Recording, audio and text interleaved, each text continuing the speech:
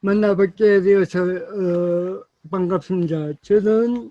제가 오늘 발제의 중심적인 내용은 공동체성과 그 개인주의, 그러니까 교회 안에서의 그 공동체성과 교회 안에서의 개인주의 또는 제가 논문에서는 개인주의 또 개별자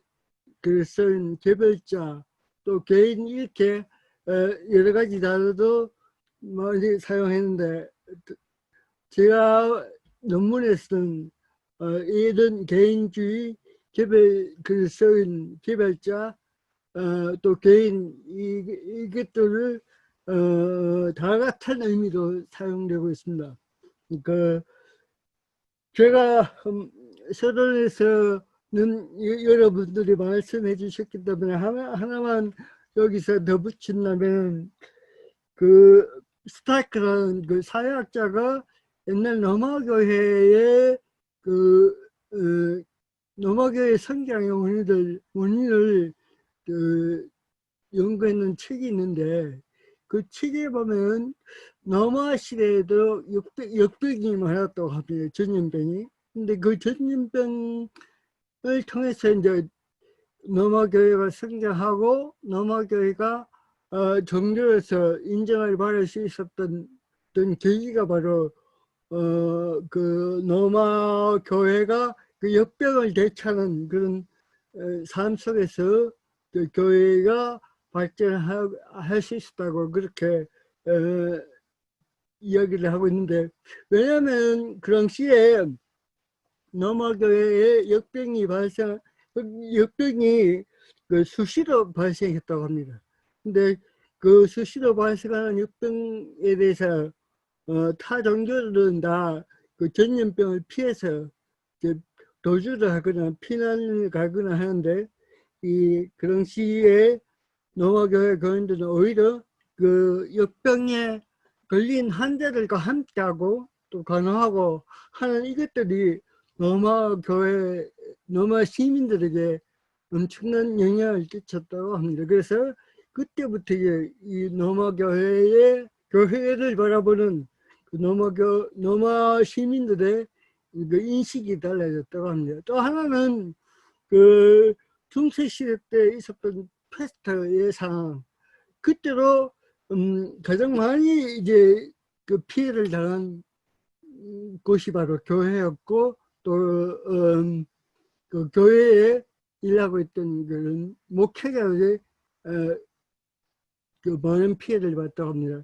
그래서 그 역사적으로 볼 때 그 인류의 재앙이라고 할 수 있는 이 전염병들이, 세계적인 전염병들이 그 있을 때마다 교회는 어떻게 보면 적극적으로 이 전염병을 대처하는 그런 입장을 취했다. 근데 현 상황은 오히려 그 이 전염병에 그 적극적으로 대처하는 모습이 아니고 오히려 그 사회로부터 또는 정부로부터 교회가 여러 가지로 제어를 당하는 그런 상황에 있다.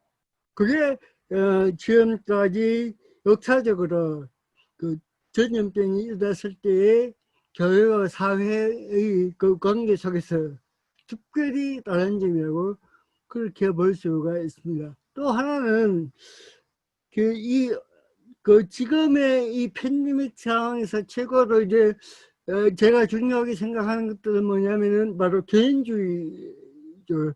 그러니까 언택트 시대, 비대면 사회인데 이 비대면 사회가 이 팬데믹 때문에도 뭐 그게 어떤 기폭제의 역할을 했겠지만 이미 우리는 여러 가지 그 문화적 현상 속에서 언택트 사회의 언택트 문화를 이미 가지고 있다.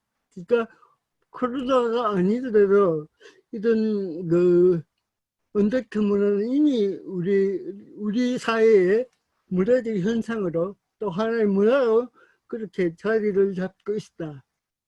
그런 상황 속에서 교회 공동체가 단순히 공동체성만 강조해서는 앞으로 교회가 어떻게 또 유지되고 또 교회 역할을 할 수 있을까, 그 문제에 집중을 했습니다. 그래서 이 개인주의가 어떻게 이제 성서에서 그게 발전되는지를 먼저 살펴보고, 그리고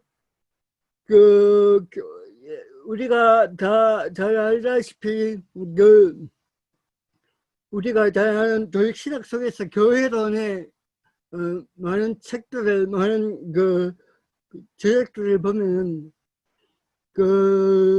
교회론 속에서의 어떤 개인에 관한, 개인을 중심으로 해서 교회 공동체를 서술하는 부분은 없습니다. 그래서 그렇다면 과연 교회 안에는 이 개인주의가 정말로 발붙일 수 없는 그런 상황이었던가, 아니면은 교회 안에서 공동체성과 또 개인주의의 관계를 이야기하고 있는 부분은 없는가를 제가 살펴봤습니다. 그래서 그런 흔적들을 또 종교개혁자 또는 현대신학에 있어서는 보네프의 박사학위 논문인 상토름 커뮤니오에서 또 개인주의를 발견할 수 있었고, 또 하나는 판넨베르그의 시작 3권이 바로 이 교회론에 관한,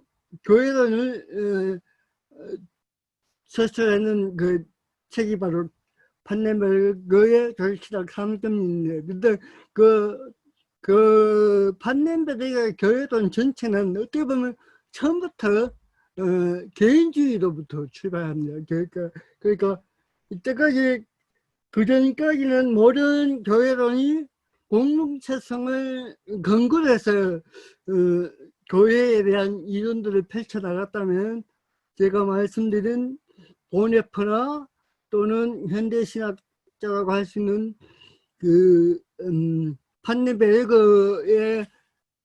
판넨베르그는 개인주의에서 교회론을, 자신들의 교회론을 이제 펼치고 있다, 이렇게 보았습니다. 그래서 거기에서 말하는 개인주의와 교회 공동체성이 무엇인지를 한번 살펴보면서, 앞으로 우리 현대 교회가 이 개인주의를 어떻게, 개별 그릇을 어떻게 이해를 하고, 어떻게 또 새로운 공동체를 이룰 수 있을까에 대해서 초점을 맞추고 있습니다. 성서 속에서의 개인주의를 살펴보니까 유목민 사회로부터 시작되는 지파 공동 개인의 부족 사회 또는 시족 사회, 그리고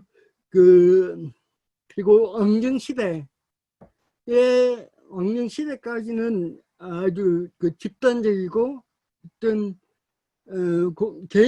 개인의 어떤 가치관보다 집단의 공동체적인 가치관에 초점을 맞추고 있다. 성서 속에는 그렇게 발견할 수 있습니다. 근데 이 공동체적 가치관을 가지고 있던 이제 이스라엘 민족이 왕정국가가 탄생하고, 이 왕정국가가 이제 세속 국가적인 그런 정치 체제를 받아들이면서 이 공동체적인 가치관이 무너지기 시작하면서 이제 개인에 대한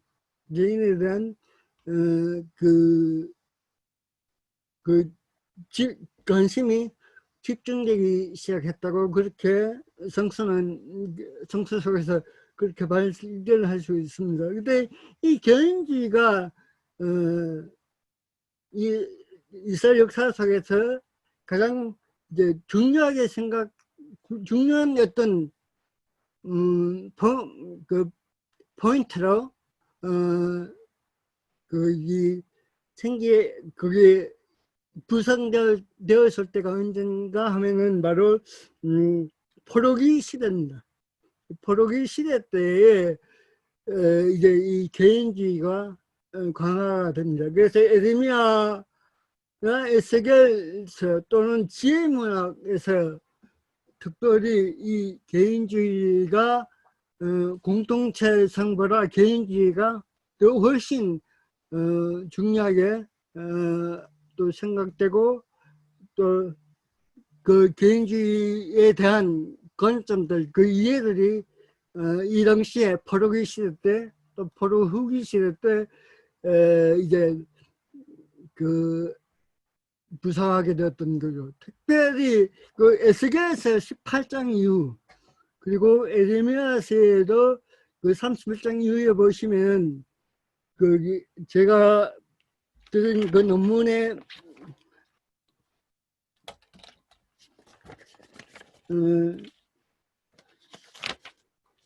2-2번에 그 제가 주제를 그 주제목을 붙이길 아버지가 심포로를 먹었으므로 아들의 이가 싫어하지 아니하였고 이 성경 구절은 그 에레미야서에도 있고 그 에스겔서에도 또 동일하게 나오고 또 이게 에레미야 애가 있어도 그 이 성경 구절이 동일하게 기록되어 있음을 볼 수 있습니다. 그 아버지가 심포로주를 먹었으므로 아들의 이가 싫어하지 않아 하였거든. 이 성서구절이 왜 중요한가 하면은 그 당시에 그 이전까지의 모든 어떤 이스라엘 역사 속에 일어났던 모든 재앙들은 과거의 조상들이 조상들 잘못된 것 때문에 그러니까 하나님께 범죄함으로써 자기들이 결국 하나님의 심판을 받게 되었다. 그렇게 이해를 하고 있습니다. 근데 중요한 건 뭐냐면 이제 이 에스겔 이후로는 그래서 그 지혜문학도 형성 시기가 여러 시기를 거쳐서 세대를 거쳐서 이 지혜문학이 이제 그 형성되기 시작했는데 이 지혜문학이 크게 이제 효력을 발휘했던 시기가 바로 이 포로기 시대였다고 합니다.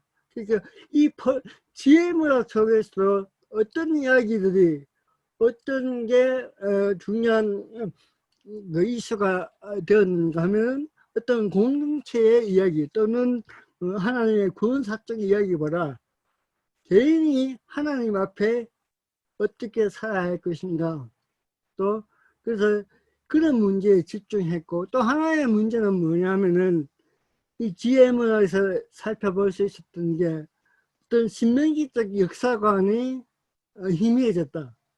그 신명기적 역사관이라는 게 바로 이런 거죠. 예를 들면은 지금 오늘 현재에 내가 당하고 있는 이 고난이 결국 그 나의 조상들이 하나님께 범죄함으로써 내가 이 고난을 당하고 있다. 이게 바로 지금 신명기적 역사관의 그 중심이라 할 수 있는데 그런 신명기적 역사관의 어떤 개념들이 이해들이 지혜문학에서는 나타나지 않고 있습니다. 그래서 지혜문학에서 나타나는 것은 개인이 어떻게 살아갈 것인가 그리고 그 이전까지 있었던 그 하나님의 말씀에 순종하면 복을 받고 또 그 불순종하면 재앙을 받는다는 그런 어떤 신명기적 역사관이 무너지고 의인도 이제 그 고난을 받았습니다. 그게 특별히 나타나는 것이 바로 욥기라고 볼 수 있습니다. 욥기 전체는 이미 그 신명기적 역사관을 거부하는 어떤 그 문학이 바로 욥기 저 전체가 바로 신명기적 역사관을 거부하는 아니면 그걸 어떻게 해체하는 그런 관점에서 이 욥기서를 볼 수가 있습니다. 그런 점에서 이 개인주의는 이 위기 때, 다시 말해서 어떻게 보면 이스라엘 민족 역사에서 가장 큰 위기 때 이제 이 개인주의가 강화되는 것을 볼 수 있고, 이 개인주의 강화는 결국 어떻게 흐르게 되느냐면 바로 개인의 경건성, 하나님 앞에서 내가 개인이 어떻게 살아가야 할 것인가에 대한 그런 문제에 집중하게 됩니다. 그래서 이 개인의 경건성이 강화되고 이게 중심으로 해서 어떤 일이 발생하냐면 그 이후의 시대, 중동기를 거쳐서 그 예수님 시대 때까지 이 개인의 경건성이 계속 명명을 유지하면서 어떤 종파운동, 그런 신약 시대에 있었던 종파운동의 어떤 그 근거가 바로 포로기 시대 또는 위기의 시대 때 있었던 개인의 경건성, 그때부터 이런 어떤 종파운동의 근거를 찾고, 또 어때 이런 점에서 보면 예수님의 어떤 그 공동체, 그 예수님의 운동의 공동체도 어떻게 보면 개인의 경건성을 그 근거로 했던 그 당시 상황이, 그 당시 어떤 그 흐름들이 그 당시 예수 시대 때 존재했었기에 하나의 어떤 또 다른 어떤 새로운 뭐 정파운동으로서 운동이 가능하지 않았는가, 그렇게 볼 수가 있었다는 거죠. 이런 이야기들이 누구의 이론가 하면 바로 구약성 서시학자인 그 아이로트 의 이야기고, 또 폰나르의 이야기 속에서 그 성서신학 속에서 좀 공동체, 이스라엘 민족 역사에 있어서 공동체와 개인주의 또는 개인의 경건성을 우리가 찾아볼 수가 있습니다. 우리가 알기로 우리가 교회라는 그 은 자체 이미 공동체성을 포함하고 있습니다. 코이노니아 에클레시아라는 그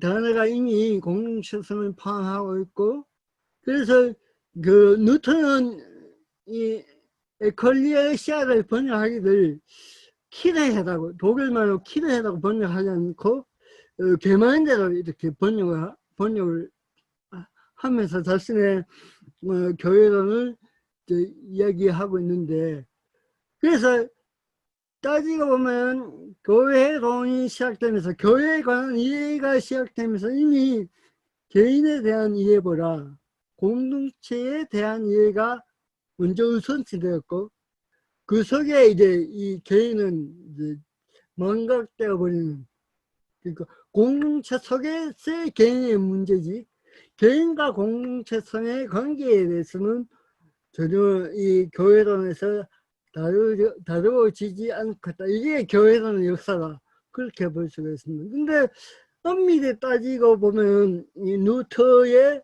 교회론 안에서도 이제 그런 어떤 개인적인 역할을 그 이야기하는 그런 흔적들을 볼 수 있는데, 그게 어디에서 보시냐면은 그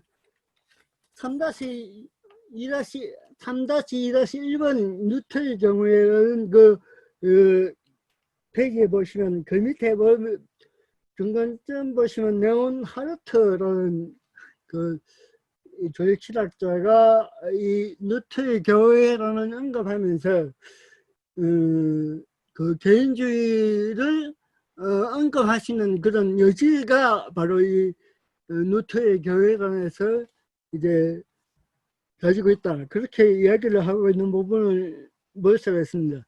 그래서 이 교회론, 성도의 교제라고 이야기했던 뉴턴의 교회론의 그 중심적인 핵심 단어인 그 성도의 교제 속에서도 어떻게 보면 네온 하르트 입장에서는 어떤 개인주의를 이야기할 수 있는 근거를 여기서 찾는데, 그게 뭐냐면은, 바로 그 마지막 줄에 있습니다.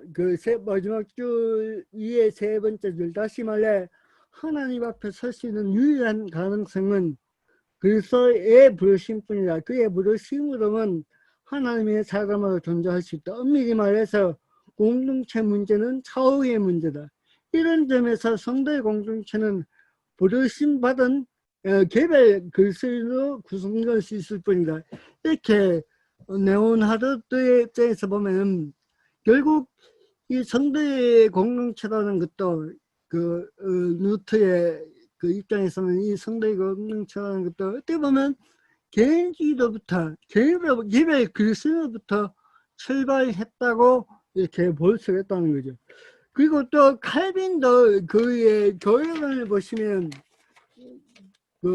가장 중요하게 칼빈의 교회론에서 다루고 있는 게 뭐냐면은 그리스도인이 어떻게 이제 성화되어 가는가, 개별 그리스도인이 어떻게 성화되어가는 그 과정 속에는 그리스도인을 어떻게 도울 것인가.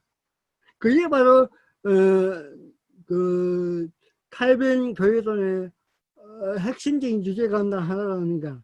단순히 교회가 믿는 자들의 공동체라기보다 그 부르심을 사명을 받은 그 그리스도인이 어떻게 참다운 그리스도인으로 성화되어 가는데 이 교회가 어떻게 도울 것입니까? 그래서 가장 많이 언급되는 그 칼빈의 교회론에서 중요하게 생각했던 것이 바로 어머니로서의 교회 이야기입니다. 그 어머니로서의 교회라는 것은 결국 개별 그리스도인들을 어떻게 거룩한 성도로 만들 것인가, 그래서 어떻게 도울 것인가의 문제라는 거죠. 그런 점에서 이 칼빈의 교회론 속에서 이 개인이 결코 무시되지 않고 있다. 어떤 면에서. 그리고 특별히 이 칼빈의 공동체에서 이야기되고 있는 것 중에 특별히 교회론 속에서 하나의 또 하나 특별한 점은 바로 교회 조직 또는 교회의 어떤 여러 가지 구체적인 어떤 제도를 이야기하는 걸로 보았을 때 성도의 성화의 개별 그리스도인의 어떤 거룩성에 초점을 맞추고 그 교회론을 계속해서 펼쳐지지 않는가, 그렇게 볼 수도 있겠다. 그래서 우리가 이렇게 찾아볼 수는 없지만 그럼에도 불구하고 경제개혁자들 속에서도 개인주의, 개별 그리스도에 대한 관심들은 여전히 남아있다라고 볼 수가 있습니다. 그리고 이제 보네퍼의 성도의 교제의 이야기는 멜커의 평가가 참 중요하게 생각됩니다. 멜커의 첫 조에서 오늘의 신학적 주제에 대한 다학적 성수적 연구에 그 논문집을 보시면 멜커가 이 보네퍼의 교회론이 아주 천재적인 역작이라 그렇게 평가를 하고 있습니다. 보네퍼의 성도의 교제를 천재적인 역작으로 보는 이유는 바로 개인과 나와 너의 어떤 관계 속에서 내가 누구인가에서 어떻게 보면 거기에서부터 이 보네퍼의 교회론이 출발하고 있다고 그렇게 보았기 때문에 이 벨커는 보네퍼의 성도의 교제를 전제적인 그런 교회론이다, 그렇게 이야기를 하고 있습니다. 그리고 시간이 그렇게 많지 않기 때문에 핵심적인 이야기만 하겠습니다. 판넨베르그의 조직신학도 보면 교회의 출발점은 뭐냐면 결국 개인의 신앙 고백에 의해서 출발한다. 는 거죠. 어떤 공동체의 신앙 고백은 교회가 생기고 난 이후에 공동체 신앙 고백이 존재했던 거지. 교회의 출발은 개인적인 어떤 개인의 신앙 고백이 먼저 있었고, 그 개인의 신앙 고백이 공론화되어서 만들어지는 게 교리고, 그게 어떤 공동체적인 신앙 고백이 되었는데, 그 이전에는 이미 그 이전에 교회의 출발은 바로 개인의 신앙 고백이었다. 그 개인의 신앙 고백이 이제 공론화되어서 교리가 되고 전체적인 신앙 고백이 되었을 때, 이제 그때부터 이제 교회가 바뀌게 되는 거죠. 어떻게 바뀌는가 하면, 그 이전까지는 개인의 신앙 고백이 우선시되었다면, 교회가 발전되면서 교회는 교회 전체의 공동체적인 어떤 신앙 고백을 기준으로 해서 이제 교회가 발전되었다는 거죠. 그래서 그런 점에서 이 판네메르는 어떤 이야기를 하냐면, 결국 개인의 고백 또는 개인의 경건이 이제 항상 그게 교회론의 출발점이었는데, 여기서 개인의 경건 또는 개인의 어떤 신앙 고백이 문제가 될 수 있었던 것은 바로 그 이단적인 그런 어떤 사고를 도출시킬 수 있는 위험성은 가지고 있다. 그러니까 예를 들어서 개인이 성서를 해석하거나 또 고백을 할 때 모든 것들이 그 공동체적인 어떤 신앙 교리를 기준을 하지 않고 개인의 신앙 고백을 우선시할 때 또 이단으로 빠질 위험성이 있다. 그래서 그렇게 이해를 하고 있기 때문에 이 판넨베르그의 교회를 보시면 그 수도원 운동이라는 게 바로 그런 어떤 개인주의, 그 공동체적인 어떤 교리 신앙 고백을 좀 외면하고 어떤 개인의 경건성 또는 개인의 고백에 중요시했던 게 바로 바로 수도원 운동이었다. 그렇게 평가를 하고 있습니다. 또 하나는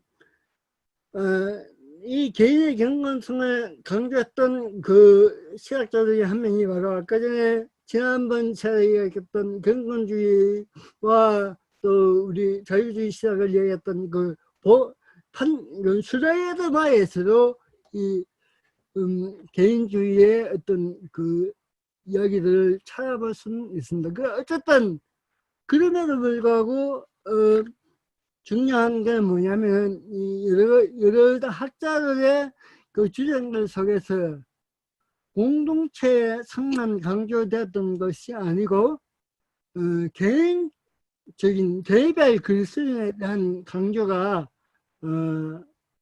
바로 이 교회론 속에서 미미하지만 계속해서 언급되고 서술되고 또 이해되고 해석되어 왔다라는 게 바로 지금까지 교회론의 그 서술 속에서 볼 수 있었던 이야기였습니다. 그래서 제가 했던 게 바로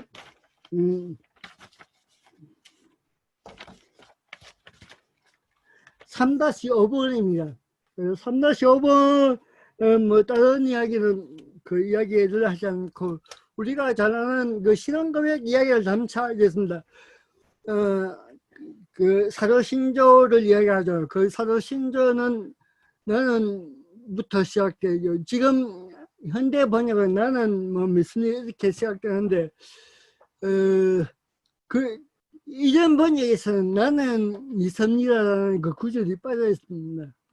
제가 강조하고 싶은 것은 신앙 고백을 하면 매주 이 신앙 고백을 드리는데 그 예배를 통해서 이 신앙 고백을 드리는데 나는 믿습니다라는 이 부분에서 이 신앙 고백을 드리고 있는 내가 누구인지에 대한 언급이 전혀 이루어지지 않고 있다.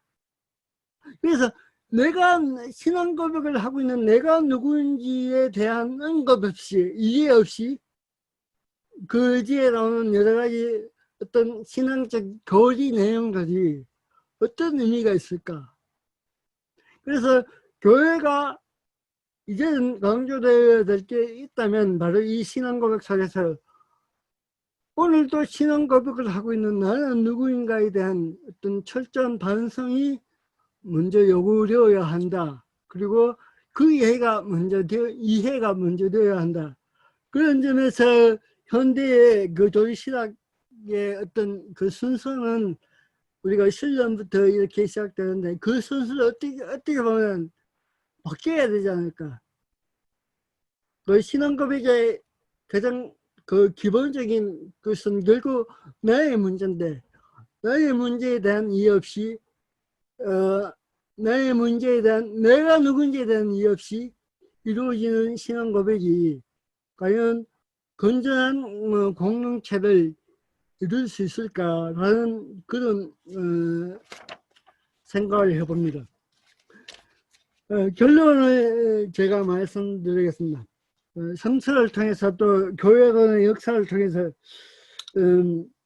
이 개인주의는 교회 위기 또는 역사 속에서 위기에 발생했던 것이 바로 개인의 문제였습니다. 내가 이 위기 속에 사는 인간이 나는 누구인가에 그 문제에 집중을 했습니다. 지금 한국교회에 일어나고 있는 이 언택트 시대에 공동체성보다 개인이 우선시되는 것은 어떻게 보면 또 다른 어떤 공동체를 준비하기 위한 전 단계 내지는 예비적인 단계로 하나님께서 우리에게 이 상황을 만들지 않았는가.